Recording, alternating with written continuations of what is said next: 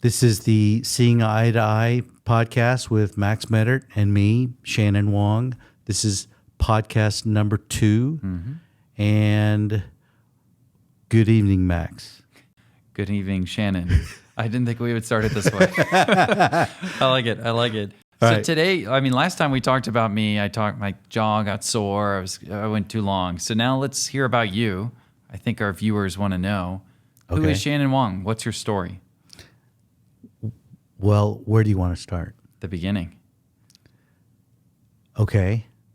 And you can guide me along if you think it's not that interesting. I was born in Houston, Texas, and my father was completing his ophthalmology residency training at Baylor College of Medicine. This is 1967.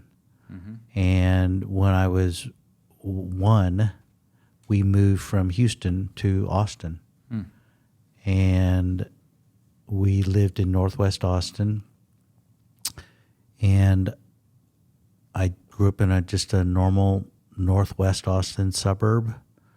And then when I was in 3rd grade, we moved to a different school district, the Eanes School District in Austin. And that's where I did middle school and high school. And that's where I grew up. Okay, yeah. So you come from a family of physicians, I take it. Was just your dad a doctor? Anyone else? My dad was a doctor. I think I had a great uncle that he was an anesthesiologist, but very distant. And back when your dad was training, I don't know what the setup was. Was that he had to do like a general surgery and then he would do ophthalmology, or was it like pure ophthalmology by then? I don't know. He went to Baylor College of Medicine for medical school. He did a straight surgery, general surgery internship with Mike DeBakey and the boys, the good old boys. Wow. The Texas Medical Center heart surgeons. And then he did a fellowship in ocular pathology before he did his residency.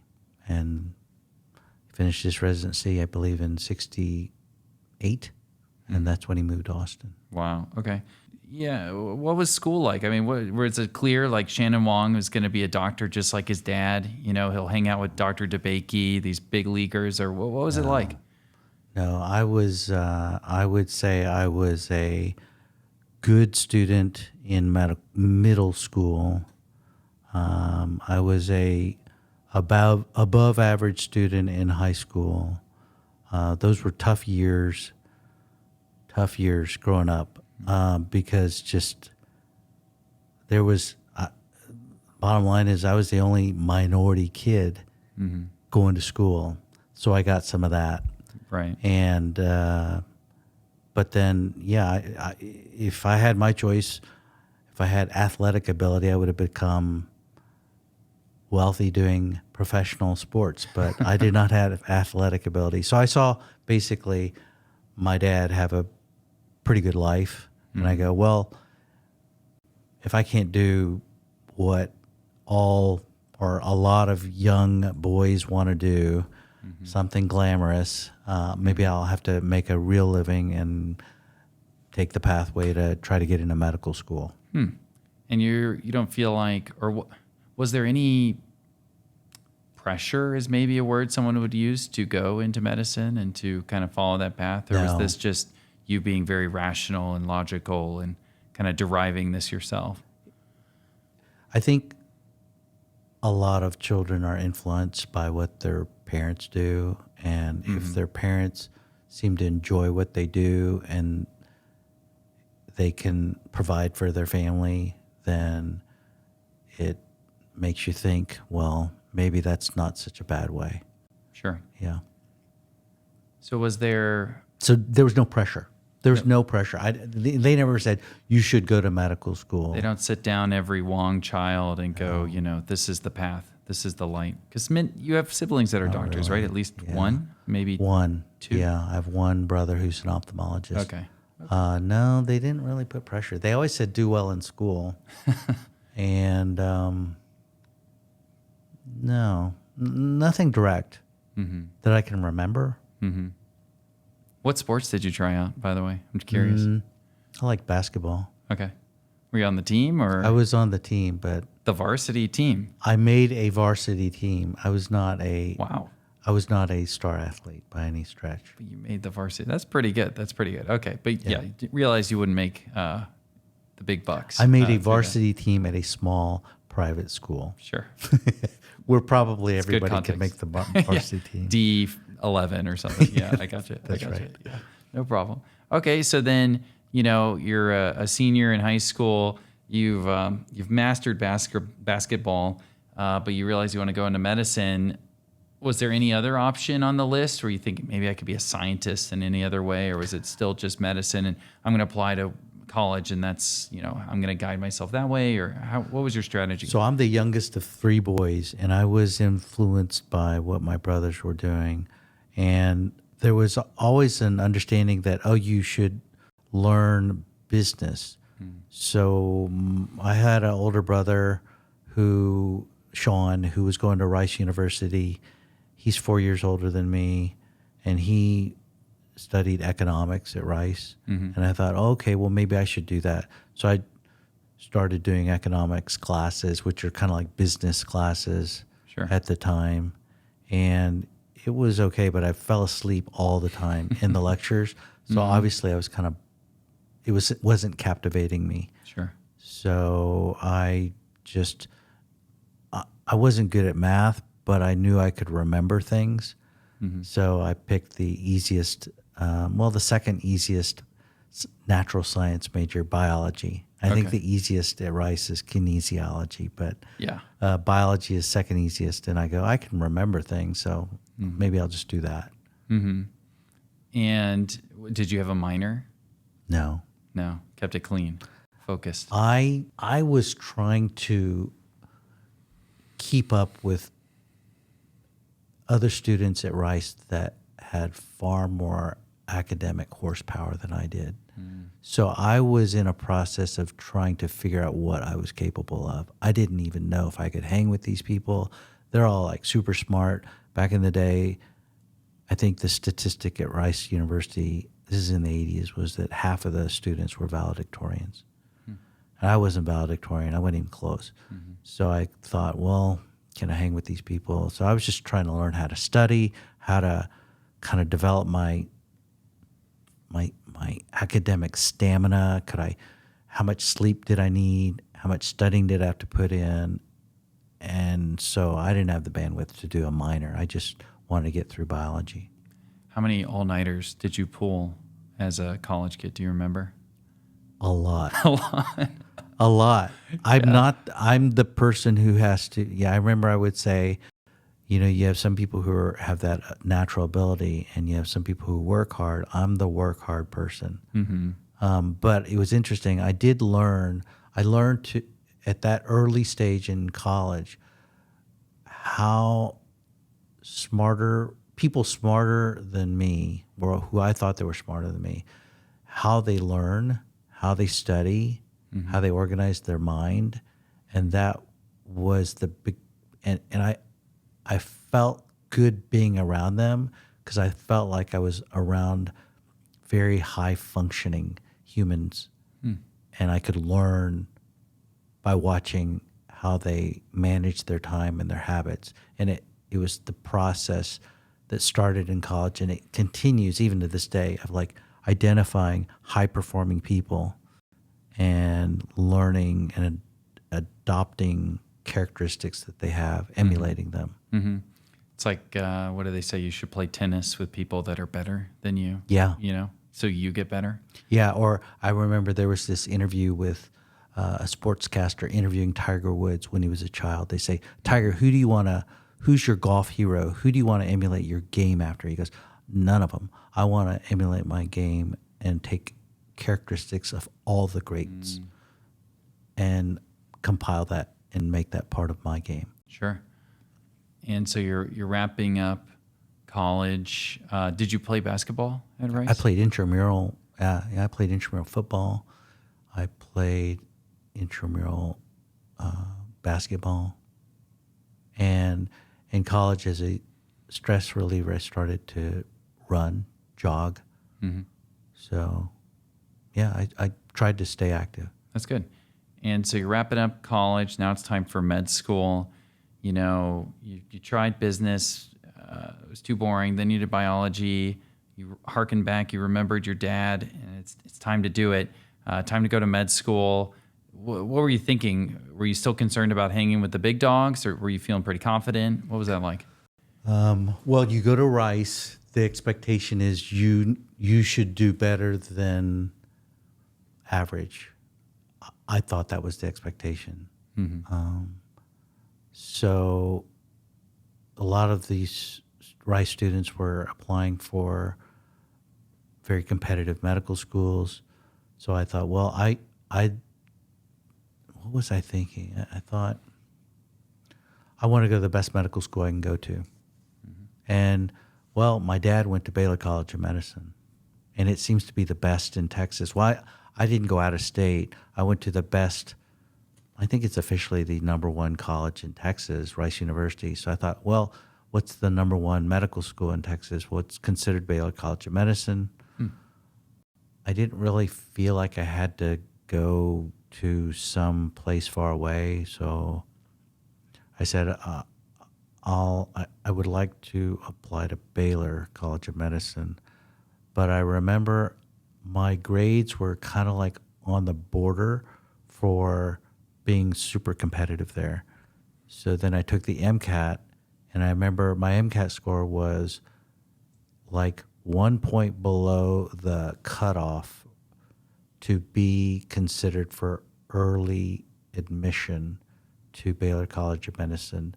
But I had a very good relationship with the pre-medical advisor at Rice. Mm-hmm. And he and I worked together. His name is Nick Iammarino. He and I worked together for all 4 years while I was at Rice.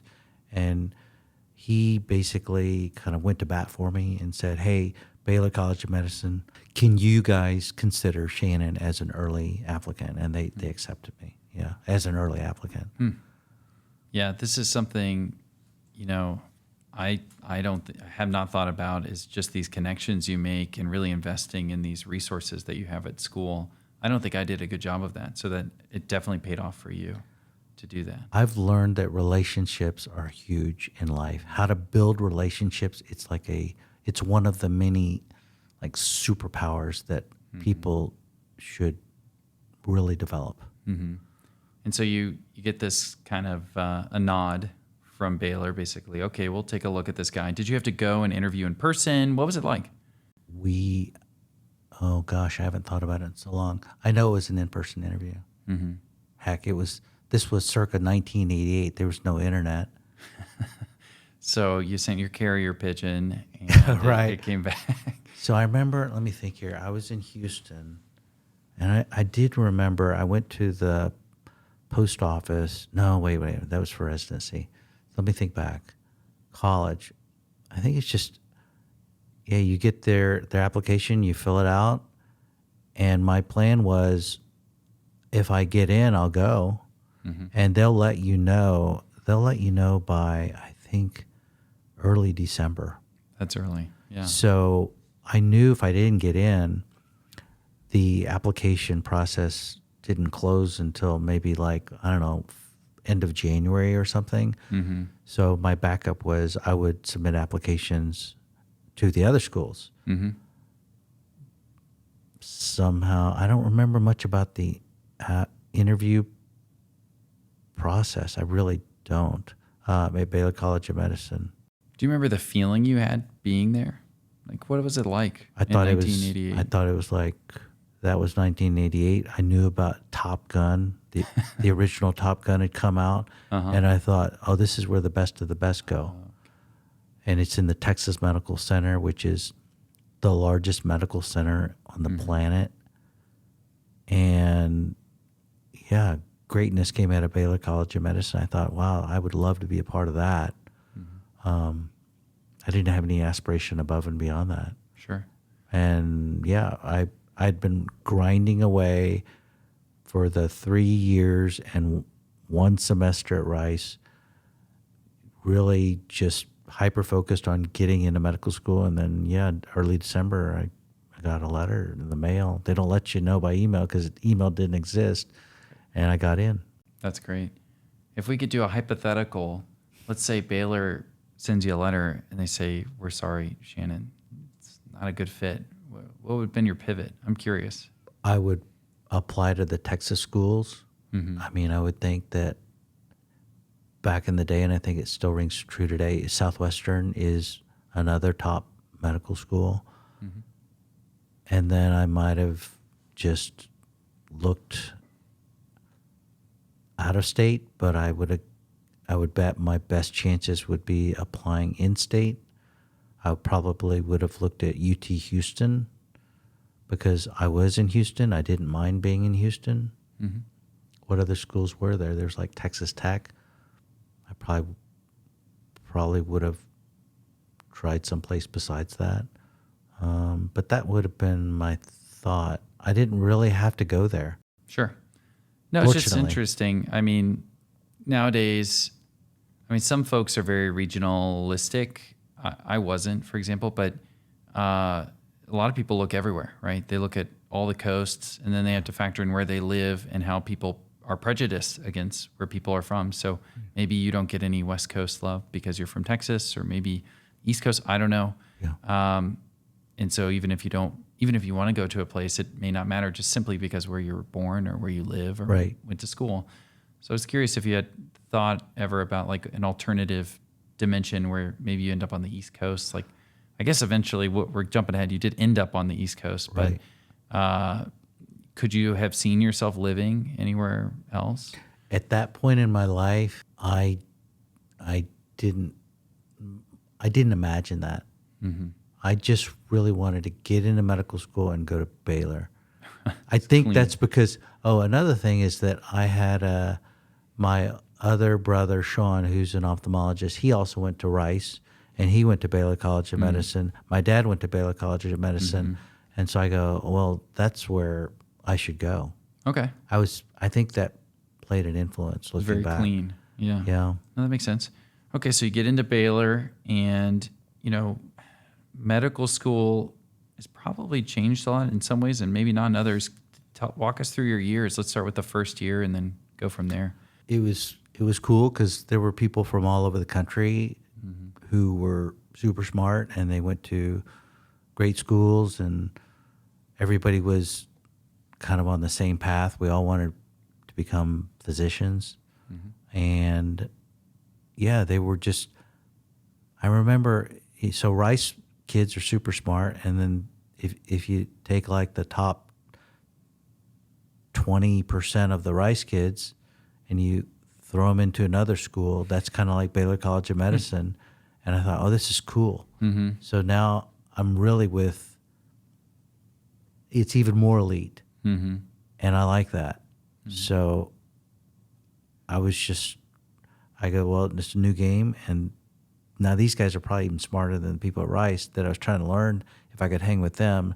And I got to learn if I can hang with these people in medical school, knowing that supposedly your workload kind of doubles compared to college. It was a good experience. I remember, I kind of think differently, but there's like 168 students in the first year class, and you find your group. I hung out with maybe 20 of them. The other ones, there's some people who are hyper competitive, and egos are abundant. And I tried to hang out with the people who were nicer, smart, had a good sense of humor. You could make a lot of jokes with, and just have fun with. Sure. Yeah. Try to avoid the gunners, all that. Yeah, I remember I would study with some people who were really smart, and you start learning personality types that you don't like. So I remember there's one person, he went to the University of Texas at Austin for undergrad. He was at Baylor my year, and super smart, but he was so smart and he wanted to let you know that he was smarter than you. I didn't like that. And then there was another person who was even smarter than that guy. His name is Mark Kriskovich. So super smart, probably the smartest guy in the class. He was so smart though that he didn't feel like, he never felt threatened by other people. So he would just share willingly because he knows he's smart, but he knows how to keep it in check. He knows how to kind of keep it on the down low. Unless somebody confronts him and tries to put him down, then he actually amps it up. He's the kind of guy who, Mark Kriskovich, he was one of my friends. He's the kind of guy who he would, during third year medical school rounds, he'd start drawing out the organic chemistry structures to explain concepts. Wow. He can pull things from different parts of his life verbatim. It's so cool. And I go, wow, you can do that. He goes, yeah. It's pretty cool. So yeah, people who were nicer and who I didn't feel threatened by them, and we could just be friends and not competitive. I don't like to hang out with people that I'm competitive with. Mm-hmm. Would you say you're naturally competitive? Like, you play Yahtzee or Monopoly or something. Does it turn bad at the end, or what? How do you approach that kind of? Or what do you like in those settings? I was more outwardly competitive at that phase in my life. Sure. Because I think I was less secure.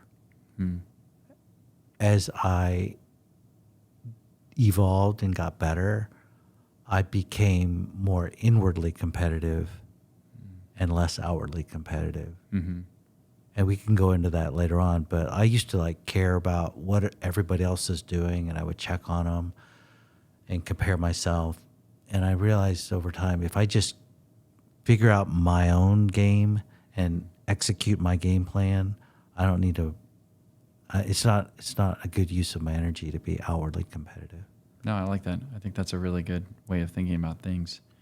Let's dig into just some of those nitty gritty. I mean, do you remember your anatomy lab? Do you remember what that was like? Yeah. These experiences that most people don't get to have, but I think people are maybe curious about what it's like to dissect a body, what that's like. So we have an anatomy lab, had one and back in the day.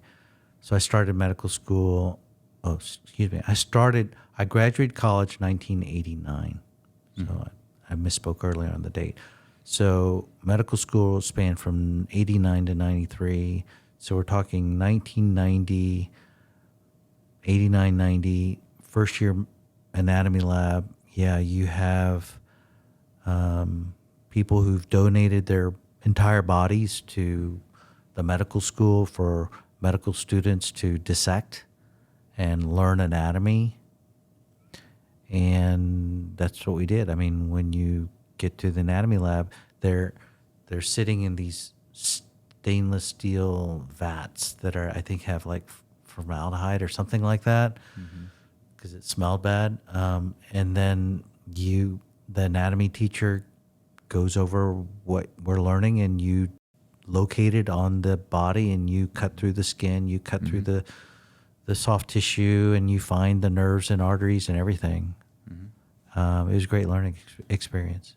Yeah, I mean, I remember thinking it was quite strange sometimes. I don't know, at the beginning when you're not used to confronting mortality, I think it's one of the first times, at least for me, where I had to deal with that, and you're dealing with that for hours at a time. Yeah. With a person who's dead. Yeah. But a very generous dead person. So it's an interesting, sometimes it was hard for me. It gets kind of meta, because then you hold their brain and you go, wow, I'm holding another human being's brain. Imagine the experiences that they process through this brain, the memories, and now it's just gone. So it's pretty, it makes you think. Right. And so I have one son who's in medical school, and they don't do anatomy the same. So all of their anatomical sections are already pre-prepared. They don't actually have to, from what he describes, they don't start with the whole body. They just focus on kind of pre-prepared sections of the body. That's interesting. I mean, we would have that too, where the professors who are very good at dissecting, I mean, incredible, kind of tailor some bodies they set aside for exams and stuff. But I don't know. I'm curious what the literature is on that. Why, the advantage of sections versus, I guess you need fewer bodies. I don't know. I would imagine that there's more than enough bodies to go around. I don't know. I don't know the process. Do you know it, like at the end? I don't recall in the hospital ever asking patients, family or patients, if they wanted to participate. I mean, on the back of your license, I think you. Oh. Don't you? Let me look at my license here. Well, there's organ donor. Yeah, organ donor, but there's maybe the people when you die, directive to physicians. Yeah, I don't know.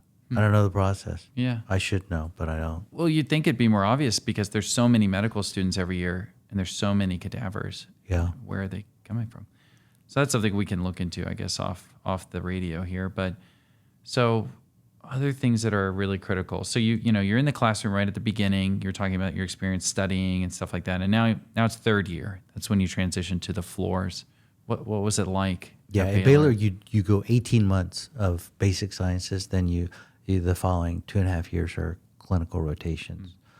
Back in the day, there was no 1 year of research or anything like that. So the one thing a couple of things come to my mind. Basic sciences, you're graded. You take tests, you get numeric scores. It's somewhat objective.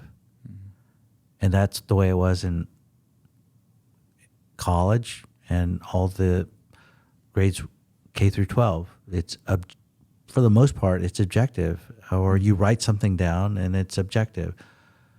And I think I got pretty good at that. But then when you go to clinical rotations, there is a great deal of subjectivity. And I didn't, looking back, I knew so little about that subjectivity. And I think if I could do it again, I would be far more wise about how to play that game. So yeah, I enjoyed learning medicine. Some rotations were more memorable. General surgery, Ben Taub, which is the Harris County Hospital District's main hospital. Baylor medical students spent a lot of time there. That was good. I didn't really love internal medicine. I didn't really love pediatrics. I enjoyed the surgical specialties. I thought psychiatry was kind of cool. Even before psychiatry, I wasn't even sure if some of these, back then it was DSM-3. I don't even know what it is now, DSM-5 or 6 or 7, or I don't even know what it is. It's 5. Yeah, but I didn't even know about these mood disorders. DSM-5? 2013. Hold on, maybe there's another one before we get emails. Debate remains over changes in DSM-5. I think it's 5. What did you learn from? I don't even remember, but I do remember these things you didn't think were possible. Yeah, I'd never seen some of these things, and I go, Yeah. holy moly, this stuff is real. That's when I learned that these psychiatric conditions, they're real. I kind of grew up in a bubble where I was unaware of a lot of these things. Bipolar, schizophrenia, psychosis, alcoholism, drug addiction. I didn't see a lot of that growing up. So when I saw it in people, and it was like by the book, textbook display of these conditions, I thought, wow. Yeah. I mean, and there's what's also interesting is you learn about, for me at least, how wrong the media portrays many of those diseases. I don't think they do a very good job in film or television of portraying what schizophrenia really is. You get down into those nitty gritty, like it's disorganization, it's auditory hallucinations, very specific things, and you had to learn this book very clearly. And that part's kind of the easy part. The hard part is talking to a person and extracting those and distilling it, being like, oh, this is the diagnosis. And you can usually do it. Right. Which is incredible. It is pretty cool. I mean, You'd think it'd psychiatry be is pretty cool. more gray. But actually, they can very neatly, most of the time that I saw, distill these things. So that's interesting. Did you have a crisis of faith? Like, maybe ophthalmology is not my bag. Maybe, maybe psychiatry. I like those couches. To be real, I kind of knew that I wanted to go into ophthalmology. Mm-hmm. So a majority of the medical school, I would say, yeah, I'm interested in whatever rotation I'm going through, neurology or whatever it is. But I kind of had a sense that if I could get into ophthalmology, I would do it. And maybe I should have asked you this earlier, but when you were growing up and maybe even during medical school and your time at Rice, were you visiting ophthalmology practices? Did you work at your dad's office? No. I had more ophthalmology exposure than most people because my dad's an ophthalmologist. But I did not know anything outside of what he did. So I would say that is something prior to the age of 25, I thought my parents were gods. I thought they could do nothing wrong, and they were my primary source of information. It wasn't until I grew older and I opened my eyes, I go, oh, there's a lot of other ways to do things. So I didn't see any other ophthalmologists in practice until I started doing clinical rotations in medical school. That's interesting. You never worked up patients as a technician, or you would mostly with my dad? Yeah, were you ever at Austin Eye? No. Just the kid in the back. Hey, I was the kid in the back who filed files because we didn't have a computer, right? Mm-hmm. This is 70s and 80s. I filed things. I put paper statements in envelopes and licked them and addressed them. Mm-hmm. I cleaned the building.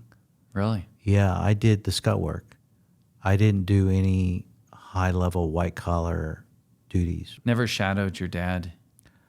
Did you go to the OR with him ever? I did. I started going to the OR with my dad when I was in high school.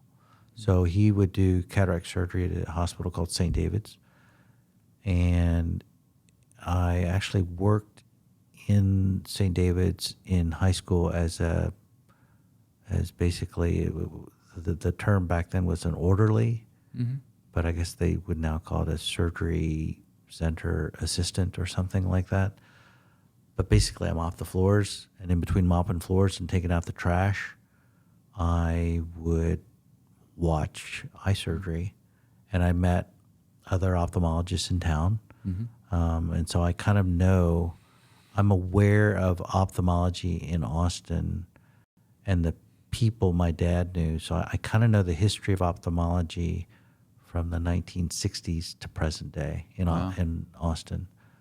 So yeah, there were the busiest surgeons who were doing cataract surgery at the time were, I knew them all in the 1980s, I would say. Were you allowed to scrub? Could you ever sit? I never scrubbed. No. I would look through the assistant microscope or watch just with the naked eye. How did that feel for you the first time, if you remember? Or I remember I thought it was cool, and I didn't realize it at the time. And I try to do this when I try to make the time.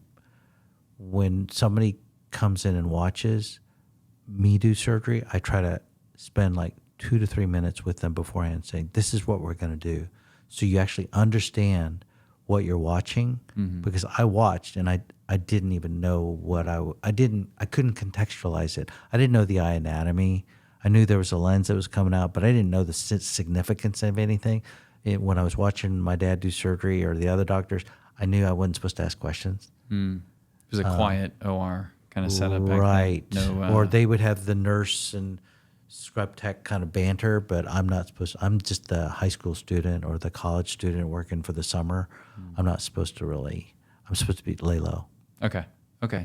Gotcha. So there was definitely some precedent. You had, yeah, like you said, more experience than most. Yeah, but nothing that was really high level. I didn't work as a technician or anything like that. I mean, yeah, but your experience is definitely beyond, yeah, most anyone. And then, so you're in back to third year.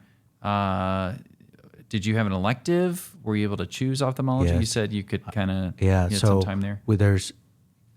in medical school during the basic sciences, I think we had like 1 week of lectures where it was ophthalmology and ENT, maybe 1 week.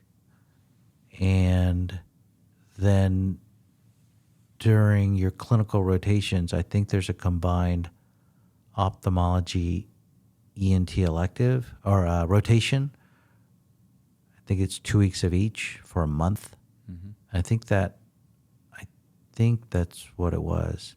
I think most of the medical students did at least a week of ophthalmology during their clinical rotations. Maybe it was 2 weeks total. 1 week of ophthalmology, 1 week of ENT. ENT was kind of cool. The ENT guys seemed pretty cool. But then I think I did an extra ophthalmology rotation at the county hospital at Ben Taub for a month. And then I did a rotation with a private or another faculty member at Baylor College of Medicine, Milton Boniek, who is still alive. And I just went 2 weeks ago to a ceremony where my parents, so Milton Boniek was an ophthalmologist. He's like, I called him back then, I called him Yoda. Okay. Privately, not to his face, but Yoda because he inspired my dad to go into ophthalmology. And then he was still around when I was a medical student at Baylor. So I took a rotation with him, and he wrote a letter of recommendation to help me get into residency. So he was kind of multi-generational influential to our family. Wow. So then, 2 weeks ago, I'm getting ahead, but my parents donated as a token of gratitude money to Baylor College of Medicine to endow a annual lectureship. That's that Dubovy, Dr. Dubovy from Bascom Palmer was the inaugural lecturer of the Milton Boniek lectureship. So because this was the inaugural lectureship for this endowed lectureship that my parents started, we went down there 2 weeks ago. Milton Boniek, who's in the the sunset of his life, he was there, and my parents were there. Actually, I'll post the picture. It's pretty cool. It's a picture of Milton Boniek, Ken Maddox, who's like a legend at Baylor College of Medicine. He's a general surgeon who taught everybody general surgery. My parents, me and my wife and my mom, and our youngest son, who's applying to medical school. So it kind of shows you just kind of, it's a personal photo that I think it resonated with me because it shows, life is finite, but you can have a big impact. Because Milton Boniek here, he's like 90. He's 6 years older. He's 6 years older than my dad. Yeah, so he's 90. And our youngest son who's applying to medical school, he's 21. And we're all sitting there in a row, and it's kind of cool. That is really cool. Yeah. Is it Boniuk? Yes, Milton Boniek, yeah. And so you did your rotation with Dr. Boniek. Yeah, so those were the two major rotations. So a county hospital rotation at Baylor, and then the 1 month with Milton Boniek. Yeah.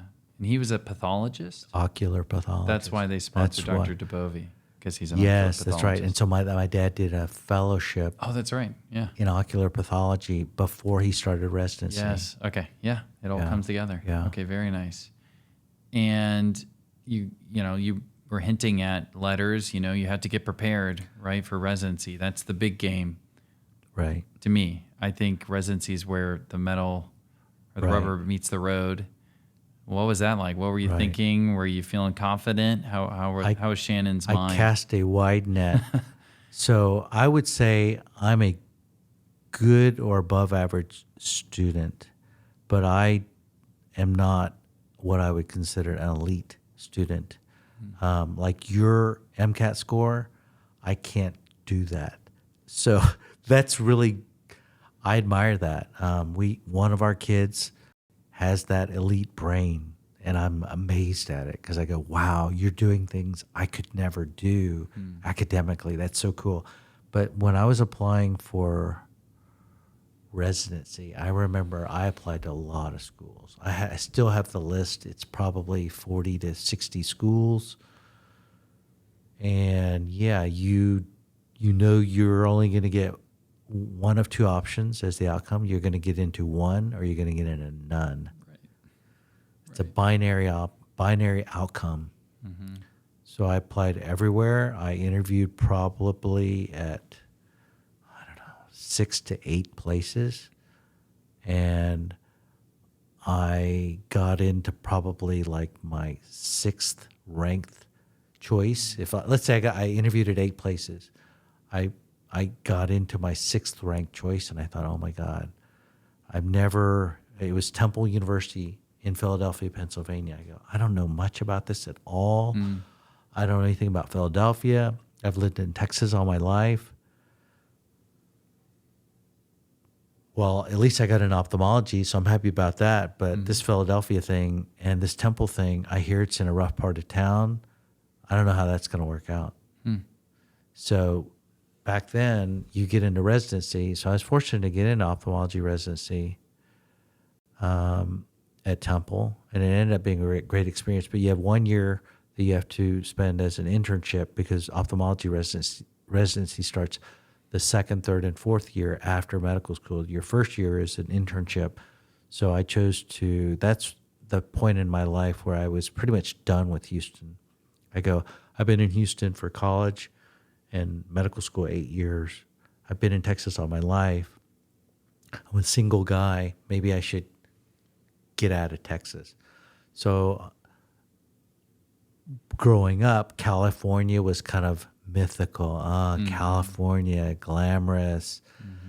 There's probably a great social scene out there. And so, yeah, I did an internship in San Jose, California. And I remember when I had already realized I was going to do ophthalmology, I spent an elective month before graduation doing a rotation at Stanford, learning hand surgery, because I thought that was kind of cool.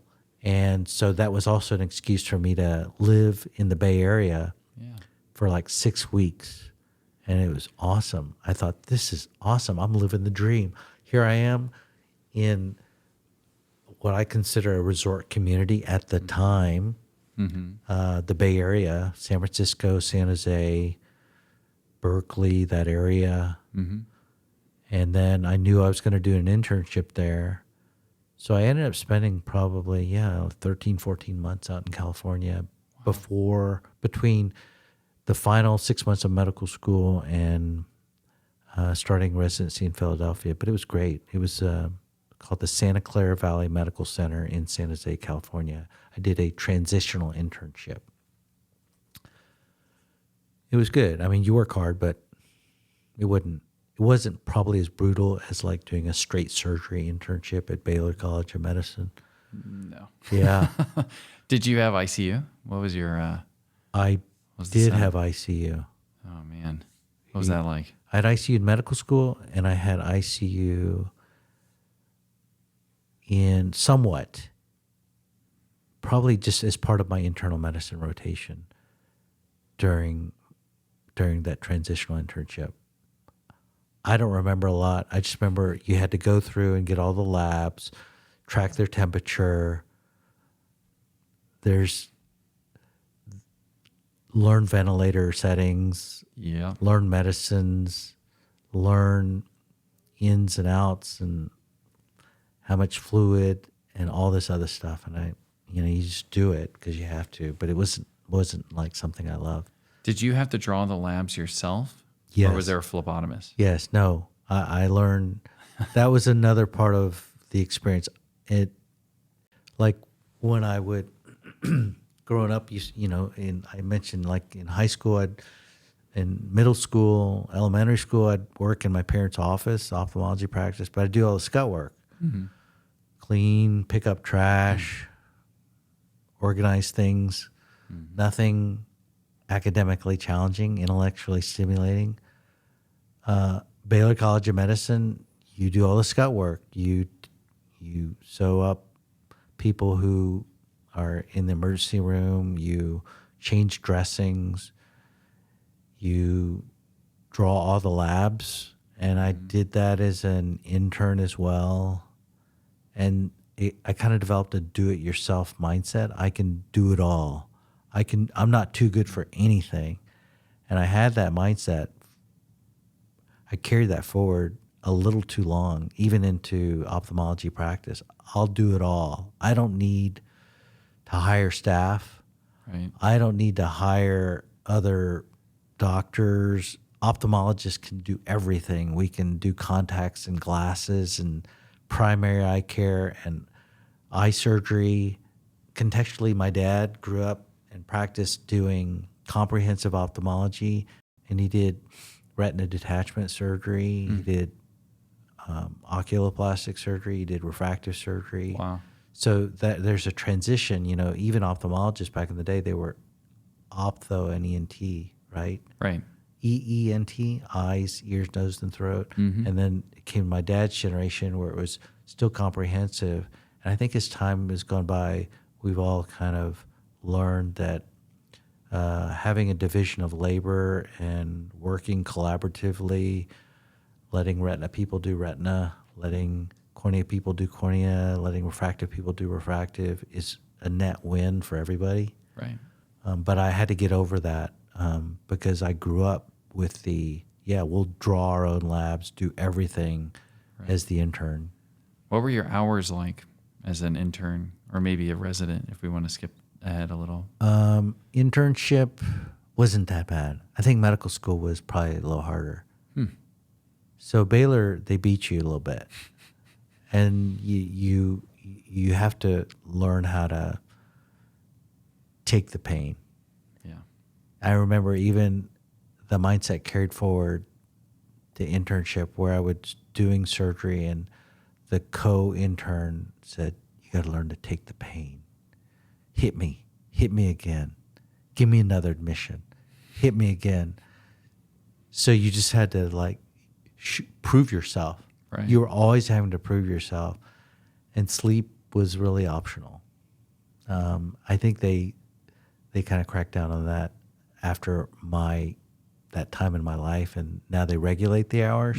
But back then they didn't really regulate it. But And that's okay. It's all feel good. good. What do you think about that? I think there's good in that. I think there's less desirable attributes to that. I remember interviewing patients and falling asleep kind of basically when they weren't paying attention. Wow. And so, it's hard for me to stay up late at night. I knew I could never go into OB-GYN and be called to help somebody deliver their baby in the middle of the night over and over again for the rest of my life. I needed controlled hours, but I was willing to take the pain Right. to get to a better ending.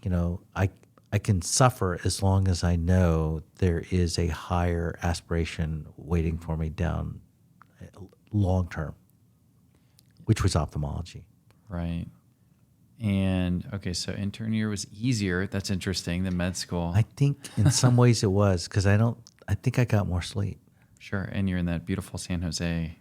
Yeah, Valley. I had more time to socialize during my internship than I did in medical school. That's interesting. I think that's for some people. If you play your cards right and you're smart, you can do that. Yeah, I think you need to choose it. You can't choose it now because I think if you do ophthalmology, your internship is intimately linked to the same institution where you do your residency. But I was able to kind of pick and choose. And I knew it wasn't going to be too bad as an intern where I went. Yeah. And Smart.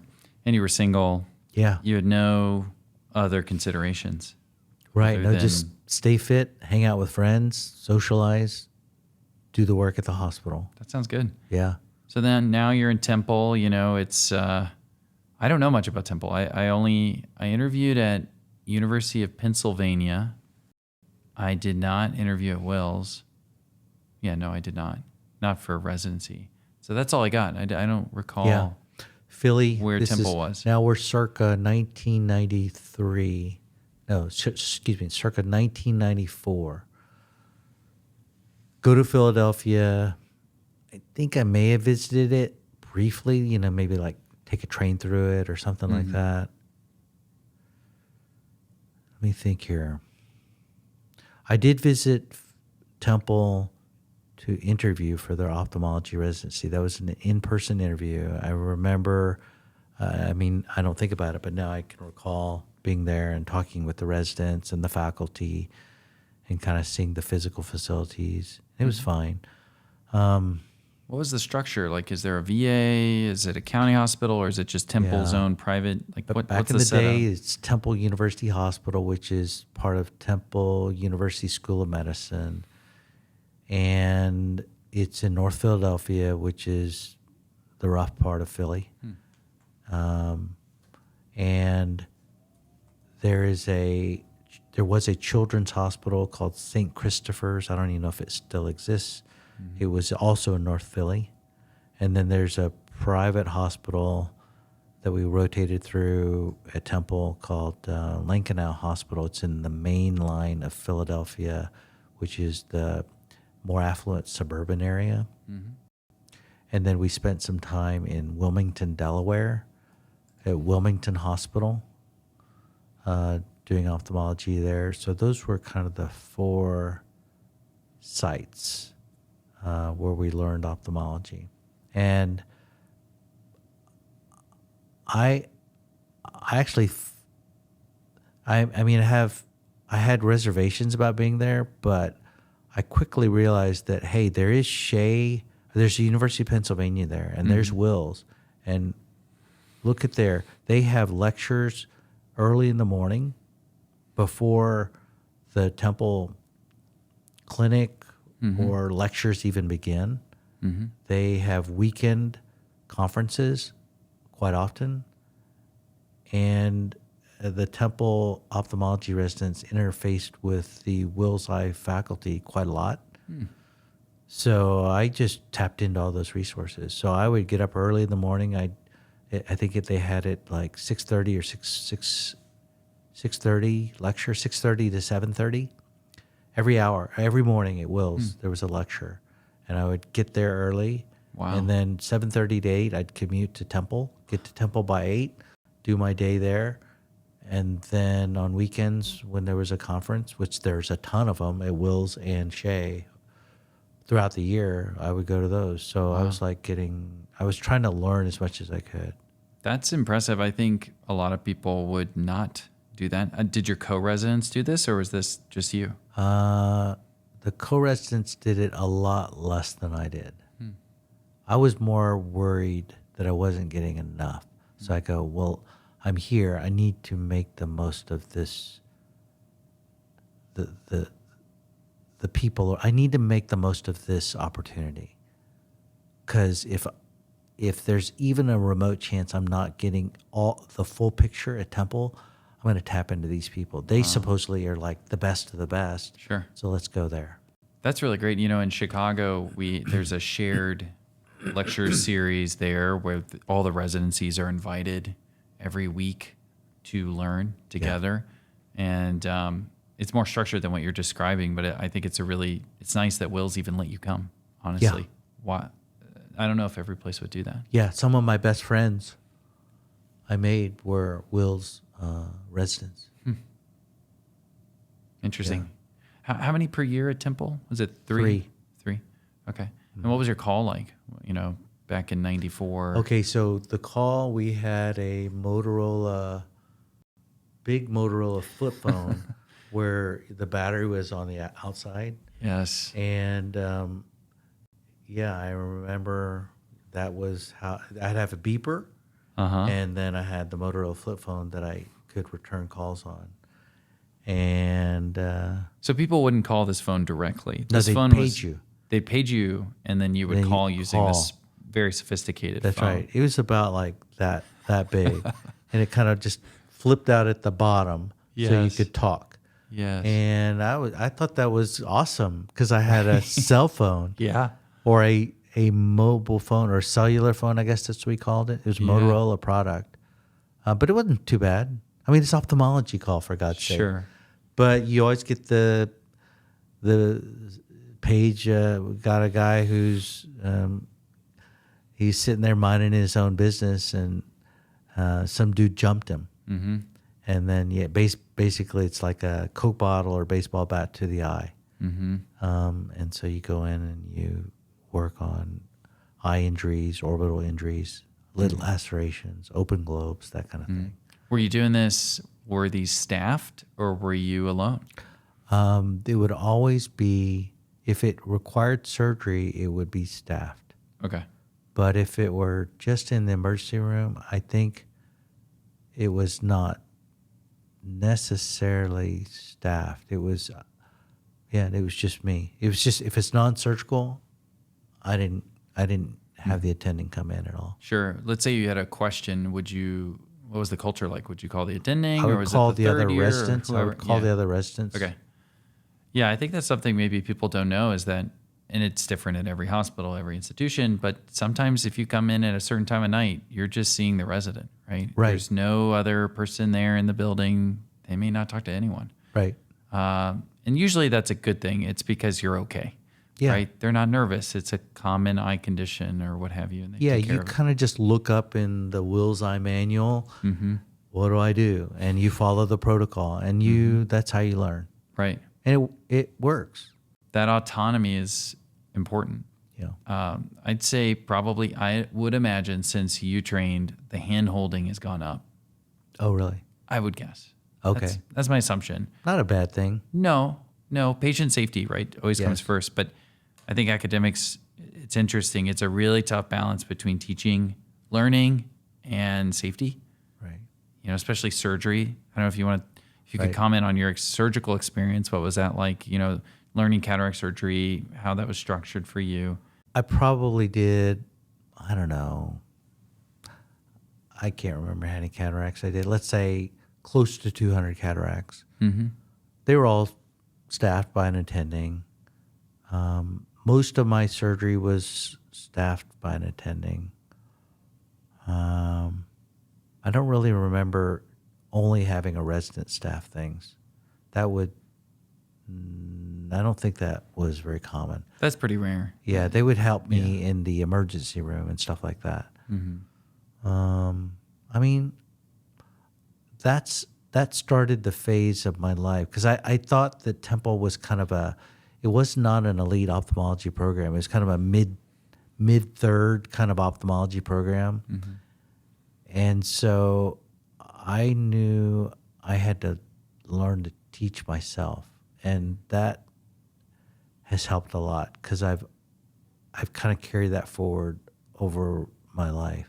Mm-hmm. You can, if you are proactive and curious, you can learn a lot by building relationships with others. Or back in the day, I remember I would drive around, I would order these cassette tapes of ophthalmologists talking about like cataract and refractive surgery. Mm-hmm. And it was people like George Waring III,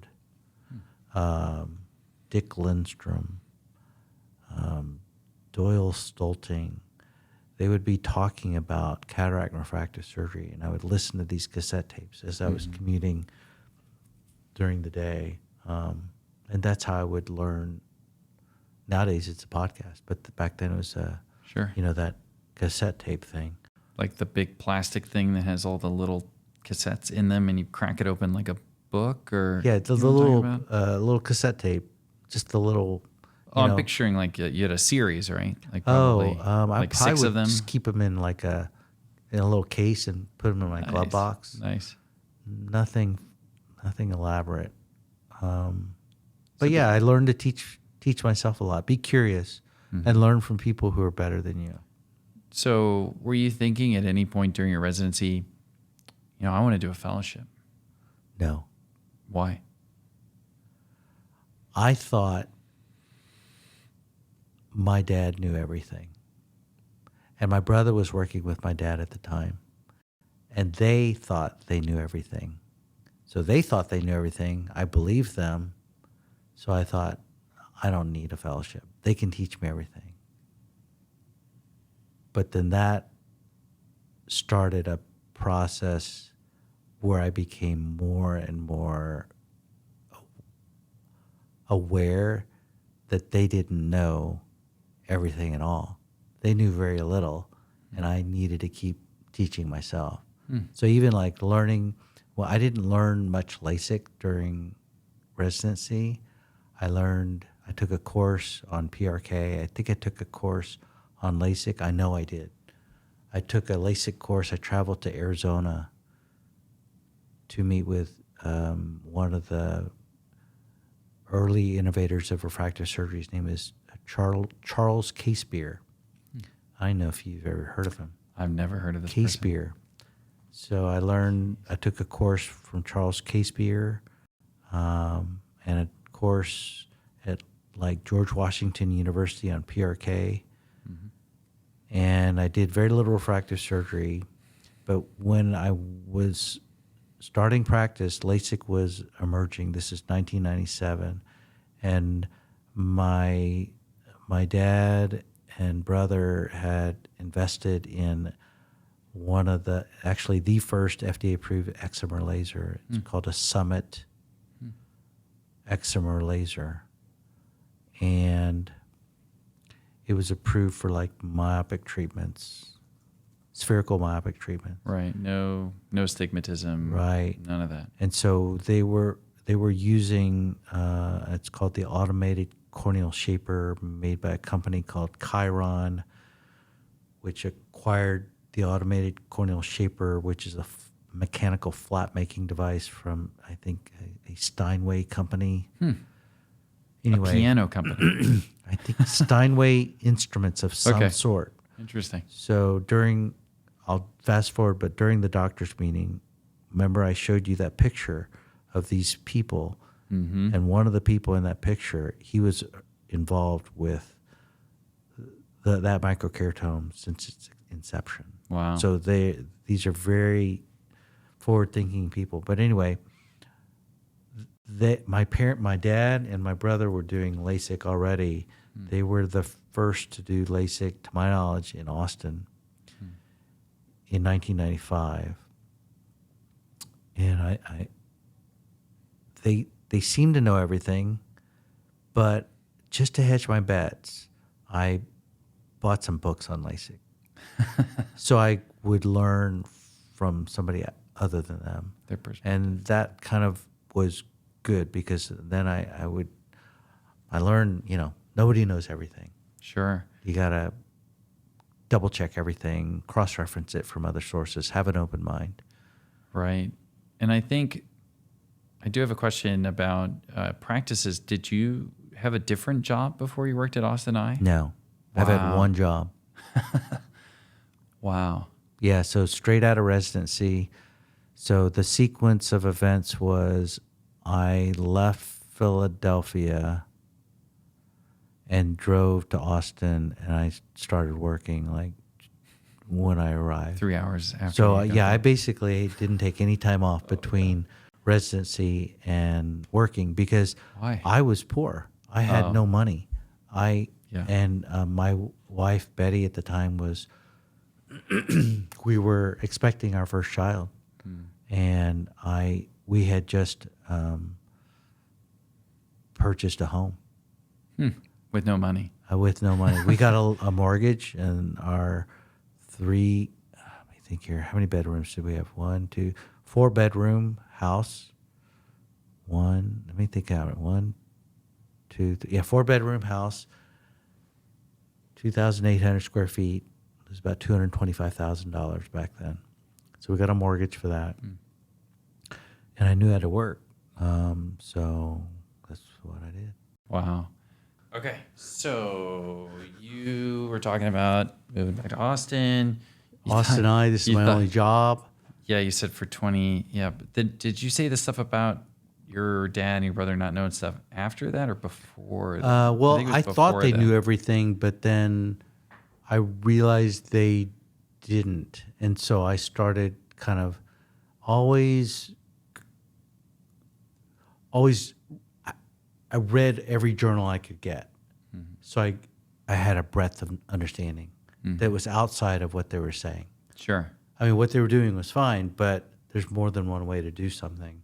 So I needed to make sure I understand other ways of doing things. The echo chamber of a private practice that, I could see what you're describing, where you get good at what you do and maybe, were they going to meetings, stuff like that? They were going to meetings, yeah. Ever since we were younger, or I started, I always go to the American Academy of Ophthalmology and the American Society of Cataract and Refractive Surgery meetings, and I'd learned there. But yeah, it's just, I was still evolving. I was 29 when I started back in Austin practicing. And I mean, it was a great opportunity. This is my dream job, to come back here to home, work with my dad and my brother at the time. That was my dream. I wrote about that in my personal statement. Really? Applying to medical school even. I remember I still have that personal statement. Wow.